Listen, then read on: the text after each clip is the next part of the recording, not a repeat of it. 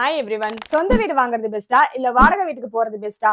எது பெஸ்ட்னு இந்த வீடியோ பார்த்தா உங்களுக்கே புரியும். சொந்த வீடு வாங்கினா நமக்கு இருக்கிறது ஒரே ஒரு வீடு மட்டும்தான். பிடிக்கலனா மாத்த முடியாது. வாடகை வீடுனா பல வீடு. பிடிக்கலன்னா உடனே மாத்திட்டு போயிட்டே இருக்கலாம். மோஸ்டா எல்லாருக்கும் சொந்தமா எப்படியாவது வீடு வாங்கிடணுங்கிற கனவு இருக்கு. அதுவும் ஜென்ஸை விட லேடிஸ்க்கு ரொம்பவே அதிகம். அதுவும் வெயிட் பண்ணலாம் டைம் இல்ல, இப்பவே உடனே வாங்கி ஆகணும்னு ஒத்த கல்ல நிப்பாங்க. இதனால பாவம் அவங்க ஹஸ்பண்ட் எல்லாம் கடன்காரனா நிக்கிறாங்க, கொஞ்சம் கூட வெயிட் பண்ணாததுனால. கடன் வாங்கி வீடு வாங்காம கையில காசு வச்சுட்டு வீடு வாங்கினா எவ்வளவு ஹாப்பியா இருக்கலாம். கடன் வாங்கி வீடு வாங்கிட்டு கடைசி வரைக்கும் அவங்க லைஃப் ஃபுல்லா ஓடிக்கிட்டே இருக்கிறத எவ்வளவு பேரை பார்க்கணும். அந்த மாதிரி நீங்களும் லைஃப் ஃபுல்லா கடனுக்காக ஓடாம ஸ்மார்ட்டா பிளான் பண்ணி வீடு வாங்குறத பத்தி பாப்போமா?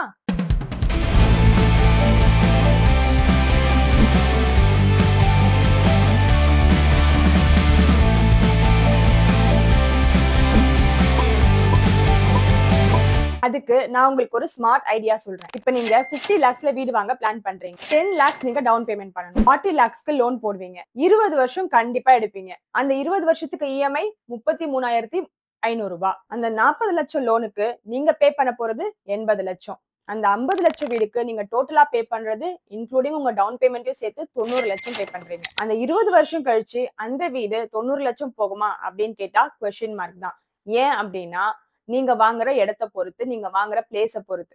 ஓகே, எப்படியோ ஒரு வழியா கடன் வாங்கியாவது வீடு வாங்கியாச்சு. அதோடவா முடியுது?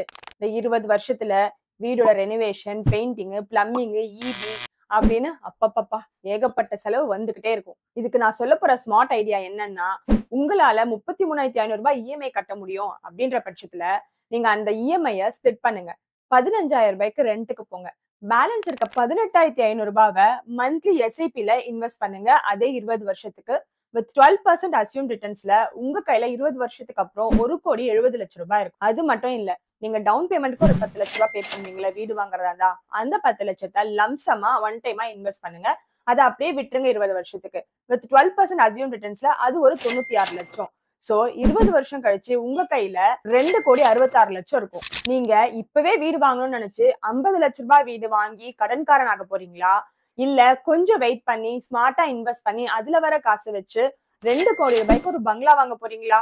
எது வாங்குறது நீங்களே டிசைட் பண்ணிக்கோங்க. இப்ப புரிஞ்சிருக்க உங்களுக்கு சொந்த வீடு பெஸ்டா இல்ல வாடகை வீடு பெஸ்டான்னு. நீங்களும் கடன் இல்லாம வீடு வாங்கணும்னு நினைச்சா கமெண்ட்ல ரெண்ட்னு டைப் பண்ணுங்க. உங்களுக்கான இன்வெஸ்ட்மெண்ட் ஆப்ஷனை நாங்க சொல்றோம். ஆர் ஸ்கிரீன்ல தெரியுற இந்த நம்பருக்கு கான்டாக்ட் பண்ணுங்க. உங்களுக்காக நாங்க கைட் பண்றோம்.